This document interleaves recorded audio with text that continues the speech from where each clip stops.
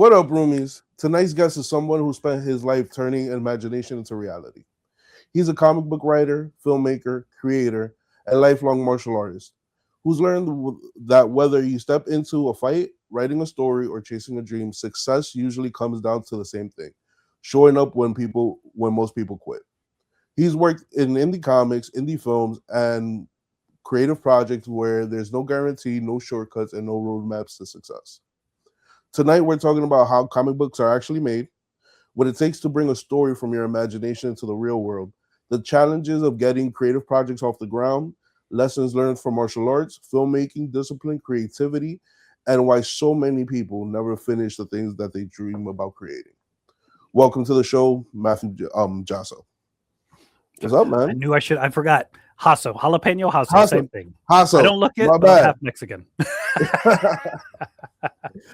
Welcome well, thank to you. In the House podcast, Matthew Hasso. My bad. Thank you for letting me come inside and eat some cookies or whatever we're gonna do today. We're gonna chill out, have a good convo, man, and it's amazing. Like I love meeting creative people like yourself, and talking about their experiences and how they actually get the idea from their head onto actual paper and letting the world enjoy it. You know what I mean? It's always a dope experience to meet people like that. You know what I mean? Well, thank you.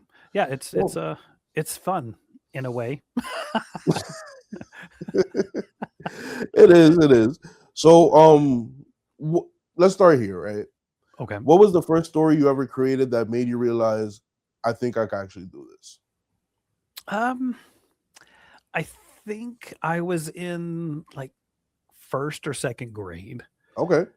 and look, everybody and that age is like, I want to do this, I want to do that, and I think there was like a school assignment, and I wrote this story, and I think something about that process kind of went, I think this is what I really want to do. And it's, I wish I could say it was my main gig, Yeah. but it is something I've always played with and toyed with, and it's opened a lot of doors for me. But yeah, it was something about that made me go, I want to be a writer.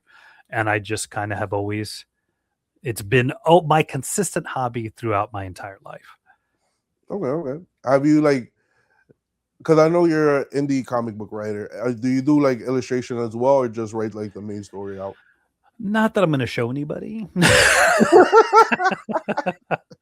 The best I could do is sometimes, like, if there's a new character, Yeah. some artist will like, well, do you have an idea for his costume? And I'm like, okay. And what I've done in the past is had previous artists like, hey, create a turnaround, which is like forward facing, diagonal, sideways. And I'll just print that and draw the what I think the costume would look like, give it to the artist, and they 60% of the time make it completely different, but at least gives them like this is what you're thinking. So, but yeah, that's about it. I tried to do the artist thing. Yeah. And I got decent enough that it wasn't embarrassing to show my art, but that's a skill set to be able to sit and draw for that amount of time. I can't, like, if there was a way for me to do it like in 10 minutes, but it takes most really good artists a day to do a page, and I don't have that kind of patience. No, I believe it, because I see I read these horror stories about manga artists out in Japan and how their health just goes to shit trying to create the amount of panels they need to do and all that. So I get it, man. I get it. So I think there was one time where I really said, you know what if I take a year, really try and get my art to where it is, and then I'll draw my own book, because that's the most difficult part as a writer, is finding an artist to work with.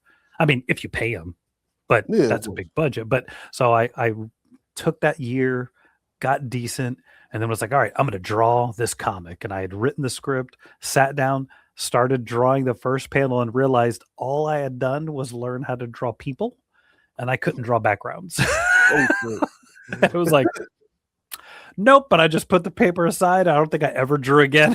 I was like, no, this is going to take more than a year to get to the point where I could do something. So, definitely, man, definitely. But at least you took a crack at it. You know what I mean? It wasn't like you were just sitting back and damn, I can't get this off off the ground floor. You know what I mean? Yeah. At least you were able to like, get some character design in, and like when you finally find like the illustrator that matches up with you, because I know that's also a thing too, like finding the right illustrator to like kind of like bring your idea to life in like your vision versus like some other vision that may not like be cohesive with the story. Yes. Yes. I've at this point, I've worked with probably 12 different artists on different projects to varying degrees of success. Yeah, And it's sometimes it's a challenge. It shouldn't be. You know what I mean? Like there's, you know, various experiences I've had where like I'll give you maybe there's a language barrier, yeah. you know. But then there's sometimes where I'm like, no, you're just not doing what the script says. Like you're just doing your own thing now, bro. Which like it's weird to me of like, look, I'm not exactly a name. So if I was working with somebody like Scott McDaniel or Mhm. Jim Lee, I fully expect them to go, that's a cute script. I'm going to draw what I want and I'll let your name be on the cover. But when you got these guys who are at the same level I am, sometimes a little higher, sometimes lower, and it's like, no, man, like you've got to tell the story that I'm telling. Yeah, And there was one artist, I had written the script, and this is just a little example where like the character was this gritty vigilante, yeah, and this other guy he was fighting was an archer, and he had pinned his cape to the wall. And in the script, it says this character grabs his cape and rips it off from underneath the arrow. And then when the guy showed me the art, he had pulled the arrow out of the wall, and I was like, that's not right. I'm yeah. like, this character would not pull the arrow out. He would just rip his cape. And he's like, but that doesn't look cool. And I'm like, it looks cool. It will look cool. And that's the character. Like, you can't change the character. You're changing the character by not drawing what I've said. And he just did not get it. And that guy was the worst experience I've ever had because that was just one panel out of 8 pages that Mhm. he would argue about everything. And he was the only artist I've ever fired.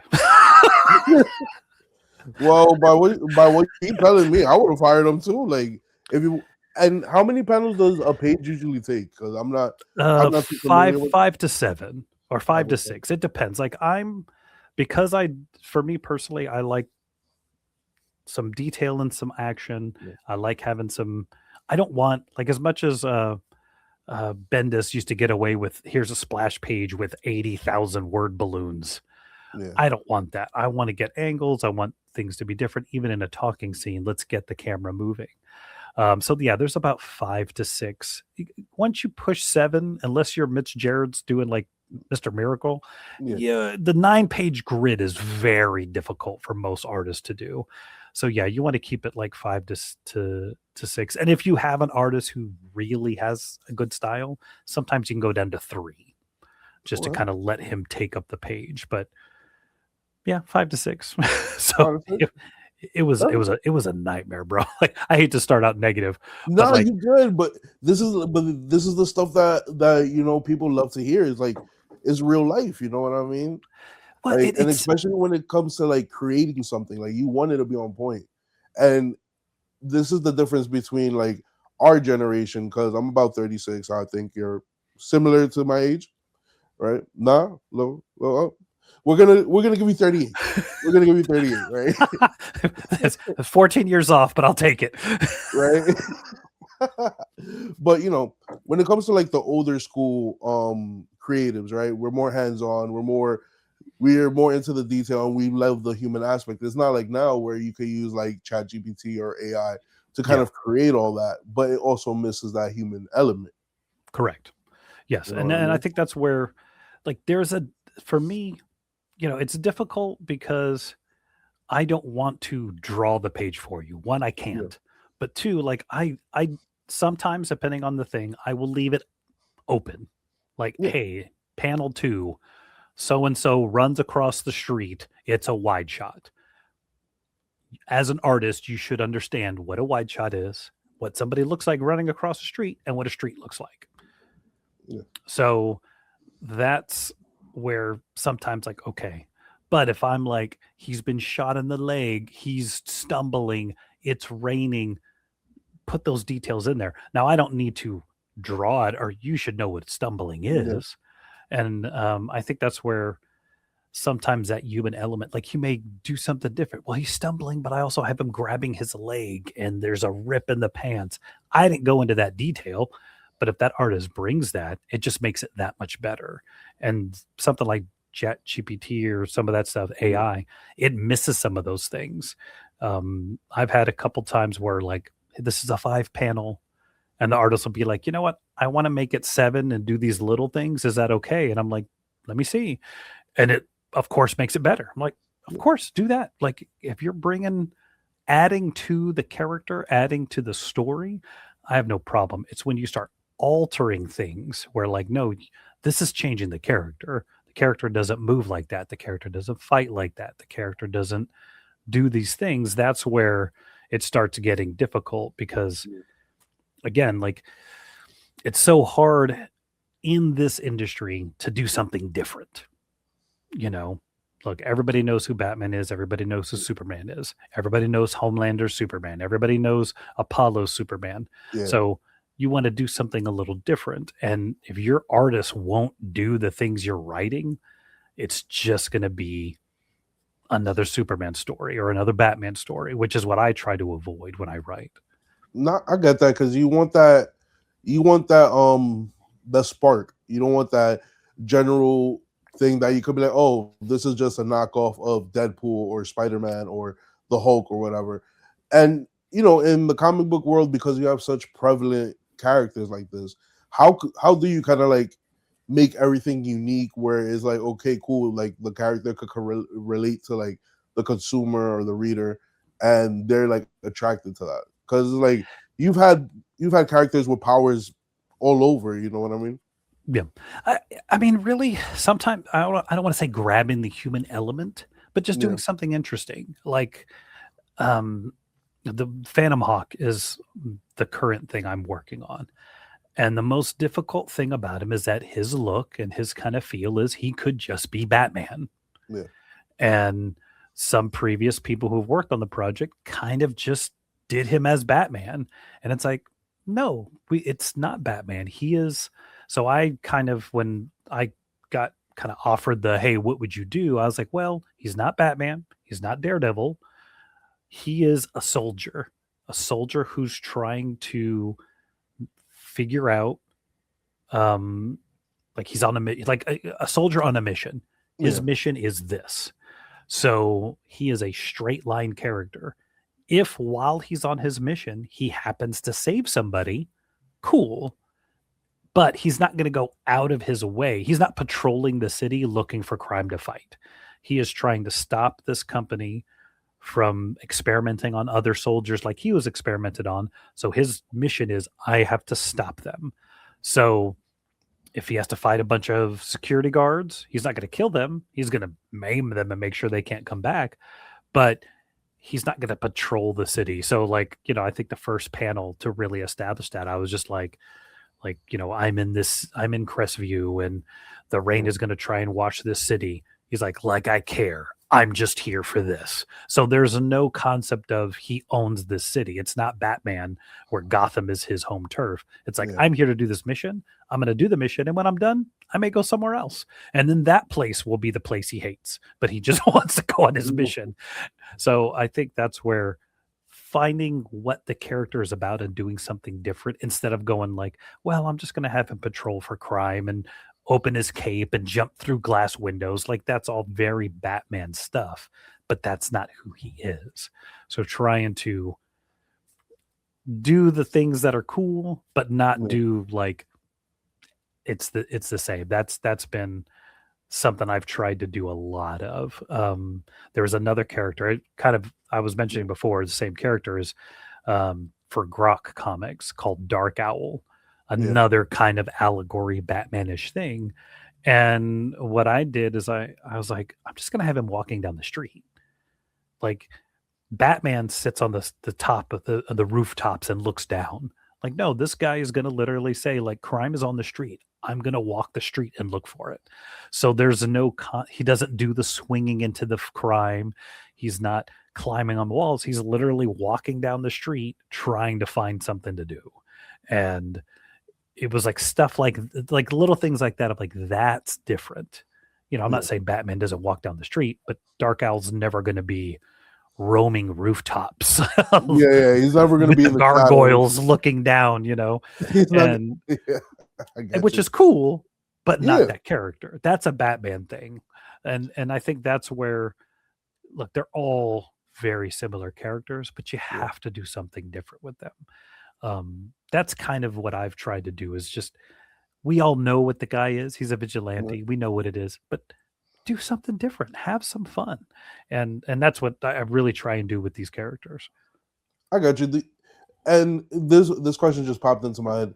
Do you feel like the classic characters, like, you know, for instance, Batman, Superman, Spider-Man, you know, the Fantastic Four, do you feel like those characters and their you know, their fame and their prevalence kind of like created an archetype for characters in the comic book world? Like, people like you have to kind of like, not have to, but it's kind of suggested to like kind of like base certain characters off those personality types, or you got what I'm saying, right? Yeah, I mean, there's definitely archetypes. I mean, even before comic books, there were archetypes. You look at mythology. You look at, I mean, I hate to be this way. You look at religion. You look at books. The hero with 1,000 faces.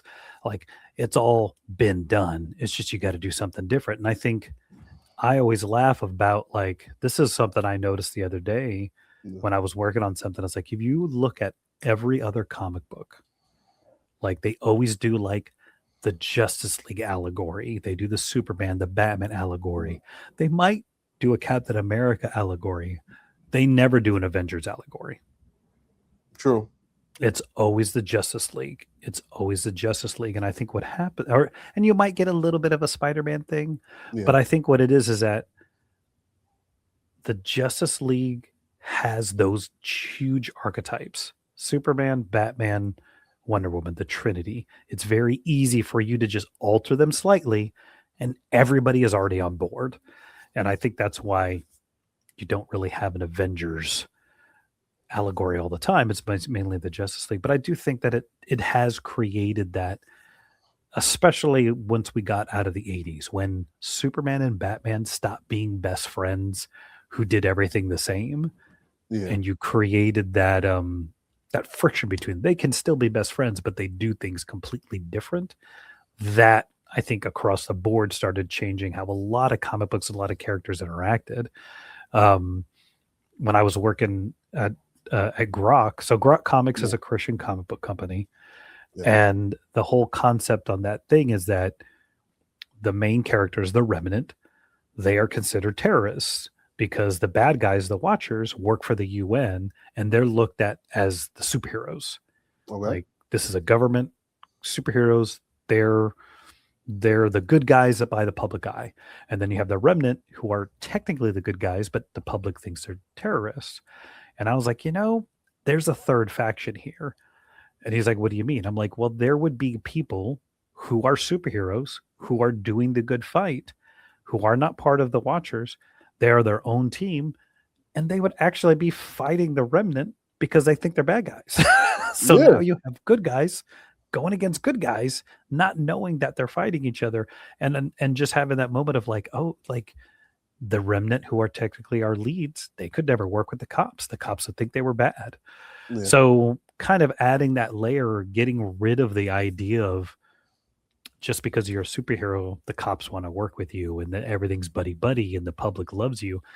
That was an interesting challenge for me of like, like, you're going to have to fight the good fight without help, to people who may hate you. Now, I know that's kind of a little bit more of an X-Men twist on it, but I mean, it was just kind of one of those, like, no, it'll be fun to play with. And I really had a good time kind of altering some of those viewpoints. And again, just like, no, you're right. Like Black Cobra, who I wrote a couple issues of, while he's fighting crime, the cops aren't going to come help him. He literally has to fight crime in the shadows, because if the cops see him, he'll be in trouble. Doing that. A- and it's always cool. Like I've always like loved the different perspective from like an anti-hero or like a villain's perspective versus like the heroes. Yeah. Like for like a big a big example is like the boys, right? You have Yes. like Vought, who is publicly funding all these superheroes, and they're supposed to be these good guys, but they're actually the bad guys, and they're effing things up everywhere. Where versus you have like Butcher and his crew, who everybody thinks are terrorists, and kind of on I the mean, they outskirts of are. society. They are. We're not gonna say they're not, but they're more on the side of humanity versus Yes. superheroes where they're supposed to be protecting humanity. Yeah. I always thought that concept was so super dope, like having the flip side of things versus like, oh, the good old Superman, Batman crime fighting role. You know what I mean? Yeah. See, one of the most interesting comics I've read in the last decade that I like, I cannot believe no one had ever done this, and I can't believe that I never thought of it. Was called Wrong Earth. Have you ever read Yeah. it? No, I've never read it. So it's basically about, the name of the character is Dragonfly Man, and he's your Batman allegory. Yeah. And what happens is, um, there's two versions of him. There's the Ben Affleck Snyder super dark kill everybody, and then there's the Adam West version of him. And what happens is there's a portal that they both happen to go to, and they switch worlds.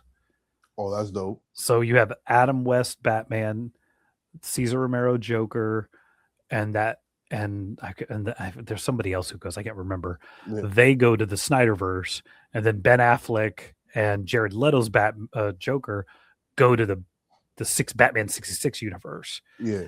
And you're just like, it just goes wrong. Like the first thing Jared Leto's Joker does is he kills that Robin.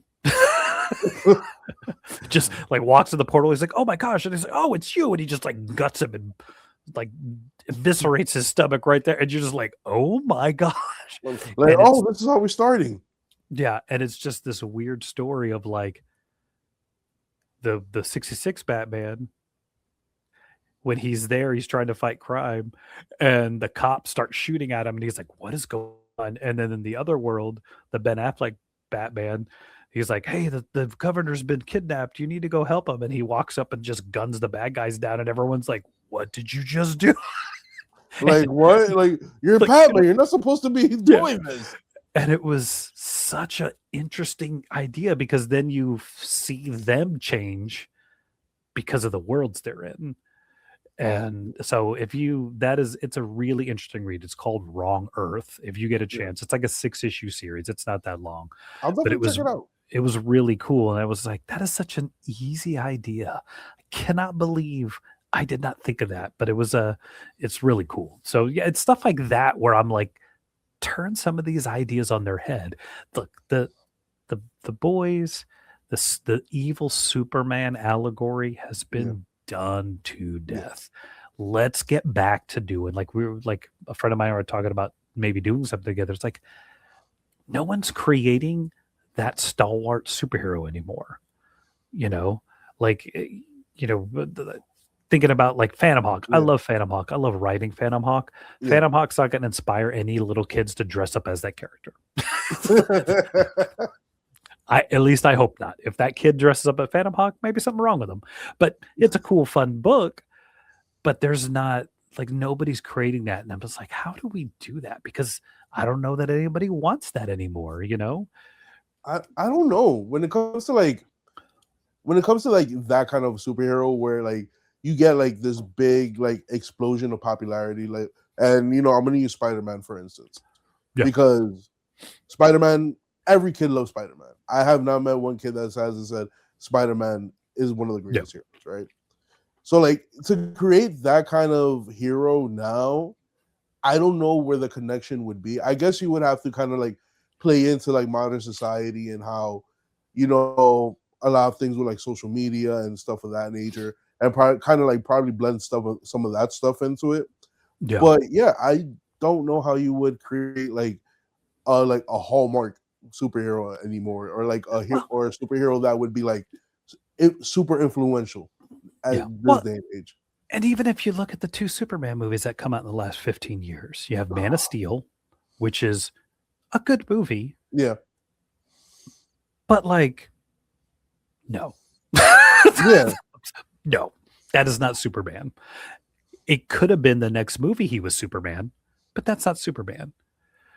And then you have the James Gunn Superman, where look, I enjoyed the movie. I don't think it's a yeah, masterpiece, yeah. but David Cornsweet, that's that like James Gunn nailed who Superman is. But then you have everybody in the world going, "Oh no, it's cheesy. Da, da, da. I don't want it this way." It's like this Man of Steel Snyder thing that he did. It's like this is what people want Superman to be, even though that he's never acted that way in Ever. any comic book aside from when he's evil. Like in the Injustice God storyline, he behaved that way. Yeah, But David Cornsweet, he acts like Superman does in the comics. So you have this weird thing of like there's a world where people say they're fans of these characters and they're fans of the movies. They've never picked up a comic, but because this is their Superman, they get mad when a movie actually depicts the character the way that everybody in the world loves him being because that's who he is. sure. So even there you go like how do I create a character that would be that? If I wanted to create, Mighty Boy or something, and like if I make him dark and gritty, half the people will love him. If I make him really nice, people will be like, "Wow, he's a sissy." How is he a sissy? He was saving people. Yeah, like he's out there fighting villains and monsters and all this other stuff. Like he's putting himself on the line. But the thing about like Superman, right? Superman, I don't think in 2026 and moving forward, we could have a good Superman movie, but I don't think it will ever be like mind blowing or like maybe with like visuals and CGI, like in the action scenes, yes. But story wise, Superman's a cheesy character. You know what? It- it's yes, And it's it's not like longevity. yeah, and it's not like his abilities or like his origin story. Like it's cool. Like all right, cool. Your home planet blows up. You get sent to Earth. Now you're here. You're a potential, quote unquote savior or whatever. Right? That's your origin story. Fire. But yet again, your character development, your personality isn't made for this day and age. So it's like if you try to like get to the roots of the origins of Superman, and yet again, I'm picking apart Superman. But You're okay. when you get to the origins of it, it's like that person is a 1920s, 1930s middle-aged dude who is kind of cheesy, Well, you and it's know? also as you're saying is like this is where I'll push back Yeah, moderately. Is this everybody thinks Superman is cheesy, but why does everybody love Captain America? because he's cheesy. It's the same thing. Yeah, Like you watch Chris Evans, and I've one of these days I'll meet him and I can ask him. But you watch Chris Evans play Captain America, and I'm like, you watched Christopher Reeve be Superman, and that's what you did. You're just being Christopher Reeve as Captain America, and it's fantastic. But it cracks me up that this character that nobody knew about, yeah, nobody was reading Captain America comics. Chris Evans gets on the screen, he explodes. I dare say he carries a majority. Him and Robert Downey Jr. I can't yeah. knock it, but Robert Downey Jr. for most of the MCU was the villain, but we'll argue about that later. But I just think it's funny that people look at what he did and they're like, dude, he's awesome. We love him. He's great. And then David Cornsweet comes and does the exact same thing. And they're like, nah, Yeah, nah, maybe he needs a shield. I don't know. maybe. But But yet again, I think that what you're it's saying is probably true is like, what is stalwart now? What yeah, is good? What is, I definitely don't want to go down this path in this conversation, but every age group, millennials, boomers, Gen Xers, whatever the new generation is called, there's these borderline fringe lifestyles, thought processes that now you don't want to address, but someone's going to ask. Yeah, What's his preferences in certain situations? What does he think of this? What does he think of that? And then what happens is that because some people have ingrained on these characters so much, then they're like, well, if Captain America was really Captain America, he would think this. And then the other side goes, well, no, Captain America is actually this. And my one of my I didn't particularly care for it. Did you watch X-Men 97, the new cartoon that came I out a watched couple the years new ago? season. Yeah, yeah, I watched it. Buddy, I, I hate Rogue now. You don't throw Captain yeah, America's shield. He's trying to help you. yeah, And the fact that you have that creative group because of certain things that I want to like, because of what the story they were trying to tell, they turned Captain America into the system. yeah. And I'm like, I feel like there's an entire MCU movie series that shows that's not what would happen. No, you're So, absolutely right though. yeah.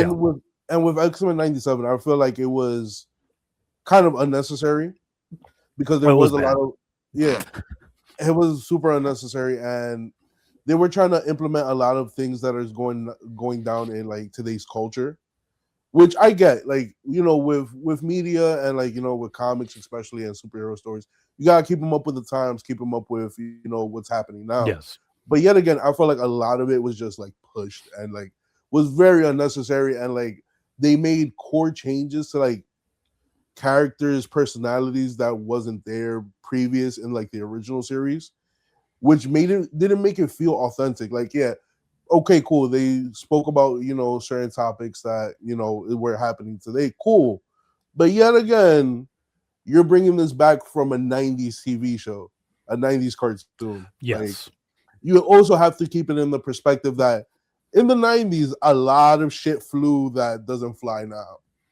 It's kind of like the Strangers thing. Yeah, As much as I'm okay on the show. yeah, We just rewatch it. My son's 13. We just rewatched that show with him because he'd been wanting to watch it. yeah, And you get to that last season where the one character kind of does the reveal, and it's like if those kids lived in that era, they would not accept him. I'm sorry, they wouldn't yeah. have. They wouldn't have. Nowadays, 100% they would have, but back then, nah. Like, I'm sorry, no, would they have stoned him and shunned him? No, but They he would would have have. looked at him. They would have been like, "Whoa, there, buddy." Yeah, yeah. He'd have missed a couple of the D&D games after a while. Like, and I appreciate it. I know we don't want to do that, but I think sometimes when you get into shows that you put in different eras, Yeah, and it's like I look, I love inclusivity. I believe in it 100%. There's only like 4 comic book characters that you really can't change their ethnicities. Look, Iron Man can be black. All right. Superman can be Mexican. You don't have to keep these characters white, but you also have to think about, like, hey, what is their ethnicity? What is their lifestyle? And where are they? You know, you cannot have, or you should not, if you want to create a world that is authentic, like what was that one? No, I'm not going to go. This is going too far. But my point more is like do that modern. Modern yeah, times is the perfect time. We don't have to go into different eras and try and shove things that didn't exist or didn't go. I know it's a dream and I wish it was the way, but like, so I'm 52. yeah, So back then, like, watching the X-Men show, I was already a teenager. I had already been watching anime. I hated that show. So when they continued it, I was like, yeah, no, I'm not on board with this. I got you. I got you. But there was some of it that was like really interesting, really cool. But there was also stuff where, like you're saying, is like, no, we could have left this in the 90s, man. I don't mind. Yeah, we could have left this way back there, but this is my thing too. Is like, when it comes to, especially with comic book characters, I know there's so many iconic ones, but this also presents like a chance and a challenge to the companies and the writers to develop new characters. Like, for instance, you know, um, Superman could marry or could have like a half white, half black grandson. Now you have a brand new Superman who's dealing with modern day modern day Yes. problems, who's coming up being a mixed child, whatever, and then you could throw in all those problems there. You don't really have to necessarily go to the character that created it, that created that trend or whatever, and modify them. You could easily continue their story and introduce it as, a sibling, some offspring, whatever. But you don't have to like kind of like modify that character Yes. to kind of like fit this era when that character was never made for this era. Yeah. Well, it goes to sometimes where I get like when people lost their minds in when Doctor Strange came out, the movie, Yeah, and they changed the ancient one to a white lady instead of an Asian old man. And everybody lost their mind. And I was like, look, 5 of you guys know who this character is. You're yeah, just picking something to be upset about. yeah, And at the same time, gave no credit to the fact that they cast Mordor, the Chitwell Ejiofor's character, black, yeah, because he's white in the comics. And I was like, they just skipped right over that. yeah, like we need something to complain about. And it's like, and that boy could do no wrong. Ever since he was the operative in the Firefly movie Serenity, I love yeah. that man. Make him True. everybody. All that. And in certain characters, yeah, like you're all right. For instance, Nick Fury. Yes. Nick Fury, big character modification. You went from this military white buff dude to Samuel Jackson. And roomies, do not kill me for this. Samuel Jackson by far is the embodiment of Nick Fury. Yes. You feel me? I can't see nobody else playing Nick Fury. I can't see nobody else doing it. He embodies that role. You don't And think David Hasselhoff could do it? well, this ain't the 80s. This ain't the 80s, you know what I mean? Like, if we were like talking about 89, 91, yeah, David Hasselhoff would be perfect Nick Fury. He played Nick Fury in a TV movie. That's why I said that. Yes. I did not know that. It was bad. It was bad. Oh, man. Yes.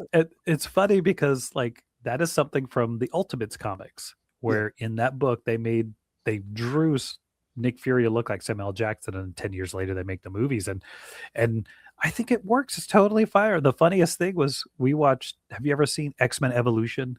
Yeah. Great show, but it's right before all that happens. So Nick Fury is white in that show, and there's a scene where he comes out and he starts talking to Wolverine, and my kids and my wife are like, "Who is that?" I was like, "That's Nick Fury," and they're like, "No, it's not. He's white." I was like, well, in the old comics, he was. New, he's black. So it was just, it's funny to think about like how these cartoons and how this stuff influences us. I bought I have 4 kids. My second daughter, who's now 20, when she was younger, she would watch the Justice League cartoon, the Bruce Timm one. Okay. And I bought her this Justice League like kids book. And she's looking through and she's like, "Who's that?" I'm like, "That's Green Lantern." She's like, "No, it's not." And I realized like, oh yeah, you have been raised that John Stewart is Green Lantern. She had no idea who Hal Jordan was. Oh. Okay. And in that book, Hal Jordan was Green Lantern. And she just like, "Who is this? That's not Green Lantern. Green Lantern's not this character." And it was interesting of like, yeah, so that's where when I look at a lot of these, the last 20 years, people raised on these cartoons and these movies where like that is their version of Green Lantern. Nobody wants Ryan Reynolds as Green Lantern, but that's one of those movies nobody talks about, just like Dragon Ball Evolution. Nobody ever talks about it. Yeah. Oh my God. But no, I think there's a time and place for everything. And as long as your story's good, people won't care. Yeah. Look, even though I hate the way that Man of Steel ended, I really thought the direction they were going was going to be awesome. And I love the idea of Henry Cavill as Superman. Yeah. Henry Cavill will forever be. And then instead, they doubled down. They doubled down on dark, brooding Superman. And it was like, oh, okay. Man. That Batman versus Superman movie was so disappointing. So disappointing. Because I read the comic for that and I was like, all right, cool. I understand how this is supposed to go down. And yeah, so disappointing on that. Well, They, and I think what happens is, especially like DC seems to have pulled yeah, away from this, but they were so concerned about catching up with Marvel, they kind of shot themselves in the foot. yeah, It's like like Ben Affleck as Batman should have been fantastic. I really like the idea of him playing Batman. I think what they gave him was blah, but I think he did what he was asked to do, and I yeah, would have loved to have seen him do more. But it's like Batman fighting Superman means nothing if we don't know who they are. true. And I think, like Iron Man fighting Captain America after being teammates for 10, 15 films means something. Yeah, Batman going, "Do you bleed? You will." And Superman going like, "If that light comes on, don't answer it." Cool. You guys met for 30 seconds. And then the next time they're in screen together, they're fighting. It's like, this means nothing. Like, I yeah, don't care. And I should care. These are top tier, iconic superheroes that you're showing me fight. And I don't care because that's true. that guy's not acting like Superman. That guy's not acting like Batman. And I'm stuck not caring about anything that's happening here. And it's disappointing. Now, did Warner Brothers kind of make Zack Snyder do things he may not have wanted to do? Yeah, Probably. yeah, I think they should have left him alone and let him do. Even though I didn't care for some of it, I really would have liked to see what he would have done if they hadn't been like, "Here's Batman, do Justice true. League." Like, But let him cook. but that's the thing about it. Like with Batman, all right. There's two superheroes that I will say this. You do not ever need to ever make an origin story for ever again. Batman, Spider-Man. Skip the origin stories. Give me Correct. something 2-3 years down the line when they're established and they're doing fire shit. Like Yeah. that's what I'm thinking. Superman, on the other hand, you might need an origin story because people do have like this, weird vision of him. But they should have had more background with the Batman versus Superman, Yeah. definitely on that. And they should have kept it more truer to the comics. I do believe that because the comic book fights were amazing. And I hated the fact that they both stopped beating the shit out of each other because both of their mother's name was Martha. Like, that was cheesy to me. That was Don't super even get me started on that. I will go on a rant. In 85 years of existence, no one has made that connection. You know why? It's dumb. Yeah. But I oh man, I had something and I totally lost it. Oh well. No, I do think that it's nope. I had something really good too, and I just totally because I went the Martha thing made my mind break. My bad, bro. Maybe this well. The one thing I will say about DC, this is their saving grace. Their storylines by far are a lot more complicated and a lot more richer than Marvel's, I would say. And also their TV shows are a lot better than Marvel's. But Marvel has the movies down packed. I will say That's this is what I was going to say. I'm sorry. So, but yes, you are correct. They're like some of the it's always back and forth, but I think the biggest mistake everybody's making when it comes to these comic book movies, Batman should be treated like James Bond. Yeah. Is every decade, cast somebody new, keep telling the story. Cast somebody new, we should be on movie 15 of Batman, Yeah. not 2. Yep. And like, look, take it or leave it. We don't have to go down this road. Michael Keaton was Batman. Val Kilmer was Batman. George Clooney was Batman. Nobody batted an eye. I don't know why. No, I mean I do in a way, but like Nolan did. There's three movies and I'm done, and he like sealed that so nobody could ever be that Batman again.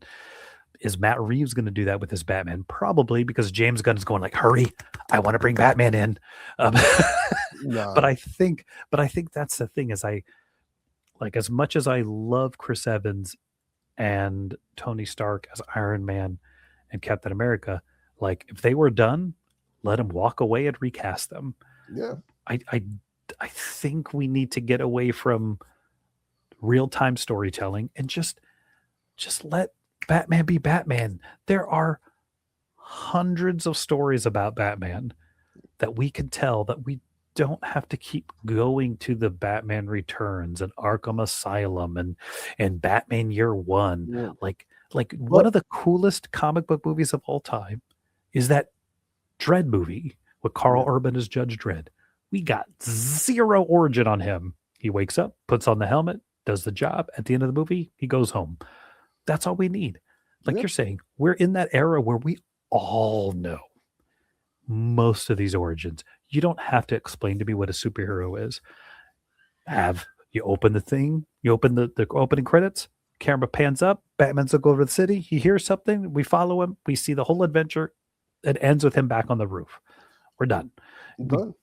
don't need Or if they want to, keep the real time thing going, right? They could easily go into, all right, cool. Bruce is retired now. Now Dick is Batman. Yeah. Dick died. Now Damian Wayne comes into the picture and takes the mantle of Batman.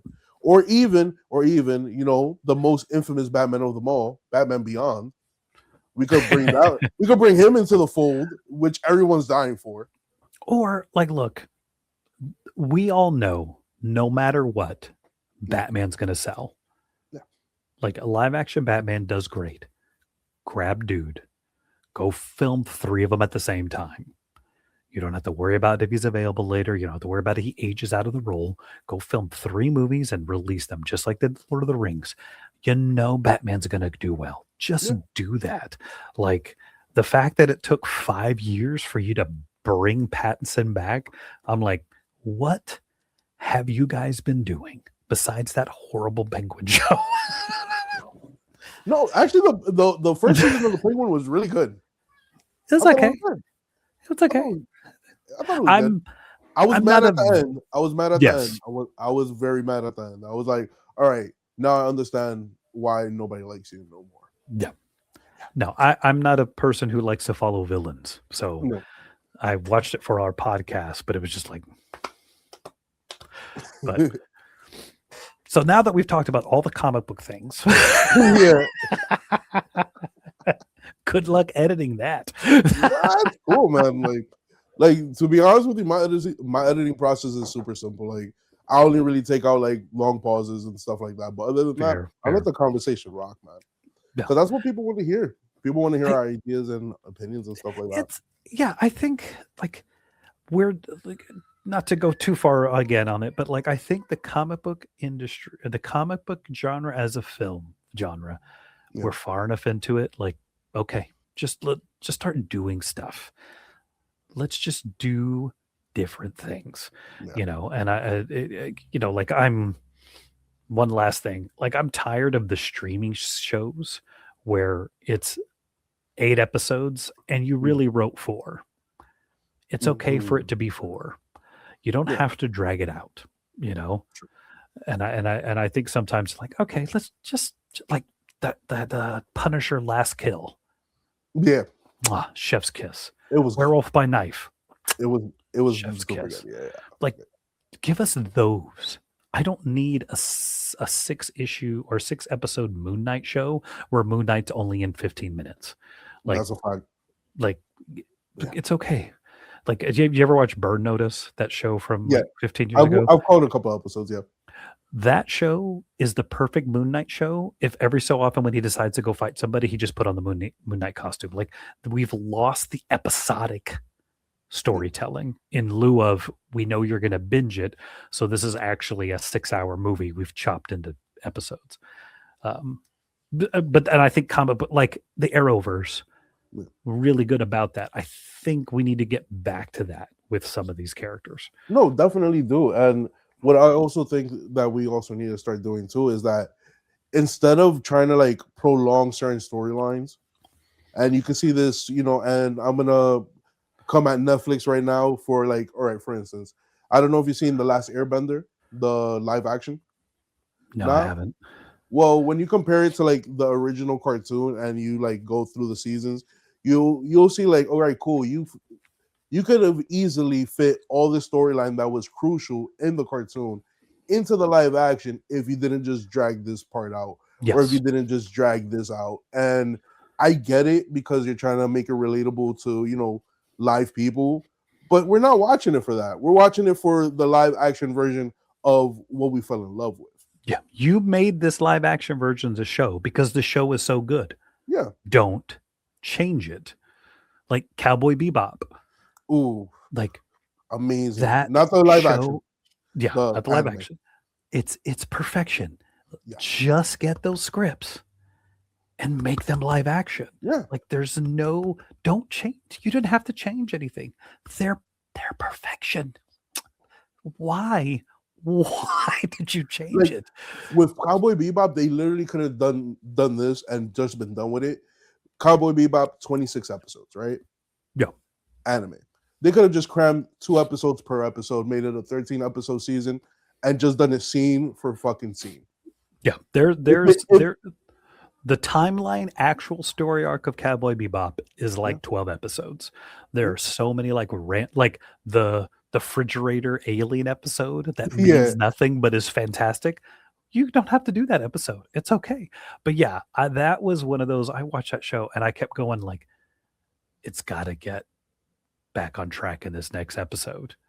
And you're just like, why? And then the fact that they legit had the balls, and this is what pissed me off. Like with a anime like Cowboy Bebop, that it's almost perfection, right? Yeah. I'll give it a 98 on a scale of 1 to 100, right? Yeah. You had the balls to bring Ed right at the end of it to kind of tease a season 2, and I'm like, this doesn't need a season 2. You could have done this all in one season, giving us everything we wanted, and it would have been amazing.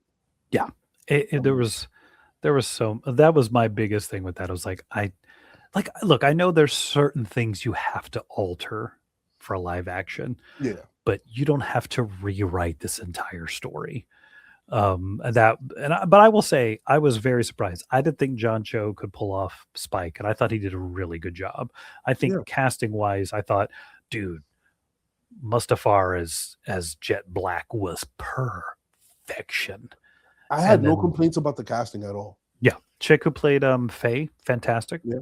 Like there's physics that are involved in live action that you guys are going to have to accept. That outfit only works in animation. A lot of those proportions. Listen, and I told this to everybody. I was like, if anime fashion worked, everybody would dress like an anime character. Yes. But no, it doesn't work. It's not practical. No. But yet again, when it comes to Cowboy Bebop, I think the cast was perfect. John Cho, I will tell you that, I will give you that one. I didn't think at first that he was going to be able to play Spike at the level that he did, but he portrayed Spike amazingly. So yeah, I thought he was really good. Still not who I would have picked, but it was fine. Yeah, it was good. Anyway, so now that we keep going all over, you can't let me talk, man. I'll just keep going all over. Bro, that's what we're here for. That's what we're here for. But, you know, now that we're winding down and all that, Matt, I'm going to hit you with our final question. And this is a question I ask all my guests. Do you have any words of wisdom, advice, or final thoughts for the roomies, man? I mean, man, a plethora of bad advice. You know, ooh, let's hear it. My friend used to say something. He's like, no one is completely worthless. You can always serve as a bad example. Look, I know we've kind of deviated the comic book dumb instead of actually discussing some of the things we were thinking about. But like, look, find your priorities and stick to them. Yeah. If your family's your priority, take care of them. And when they're taken care of, do the things you like. Unfortunately, I never was able to make writing my job. And I think part of it was priorities, but part of it was like, I did a lot of stupid crap when it came to that. I literally, when I was 26, got offered a job by a comic book company writing one of their series. And because I didn't like the series, I said no. Yeah. And looking back, going like, they literally opened the door for you to become a comic book writer, and you said no, you idiot. And so then it took me like 25 years to actually come back around and get back involved. And I think do it at your time frame. Do it when you can, but but but stick to your priorities. If things happen in your life and you have to do, there's nothing wrong with getting a job that takes care of your life. Yep. But and but do the things you love as long as it doesn't cost you your family. That's a big fact, man. Biggest Big, thing. big I fact. I got involved in filmmaking there for a while in my 20s and 30s, and it was fun and we had a good time. But once I got married, like there was no, it was not my love. Writing got me in there. The martial arts and stunt coordinating kind of kept me involved. But once, I got married and my life changed, it was like, yeah, no, I like this. This is what I like. And there's nothing wrong with that. But I think that, you know, follow your dreams. You will succeed. Beefcake. No, no, I think do what you can and keep that joy. And I think waiting until later in life to kind of come back to comics, it's really allowed me to go, I like this. I want to do this thing. And then when somebody offers me something I don't want to do, I could easily go, I don't want to do that.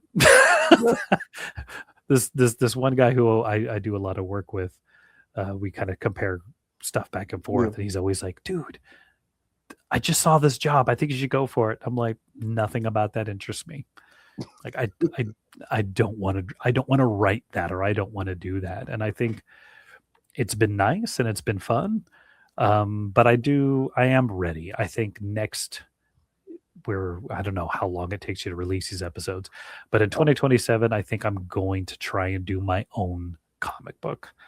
I've had fun working because I do mainly freelance and doing stuff for other people and helping them and having fun doing that. But I think now it's time. Like let's do my own thing. Let's have some fun and rock it out. And I think that's I think you just, when the time is right, do what you want to do.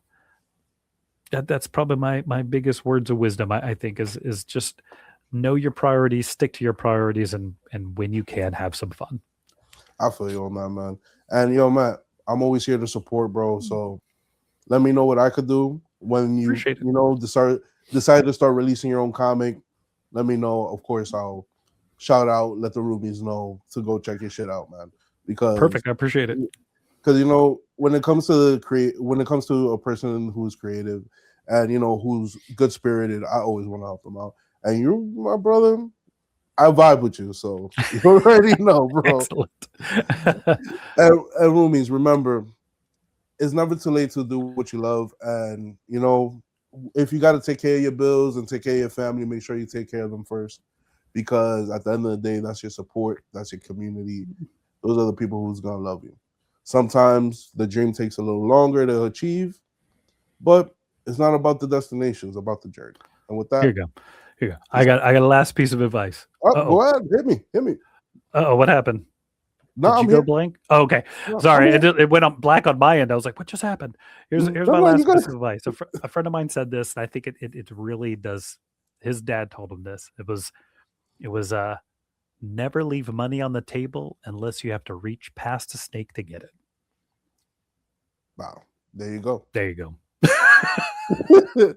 Roomy, peace out. See ya.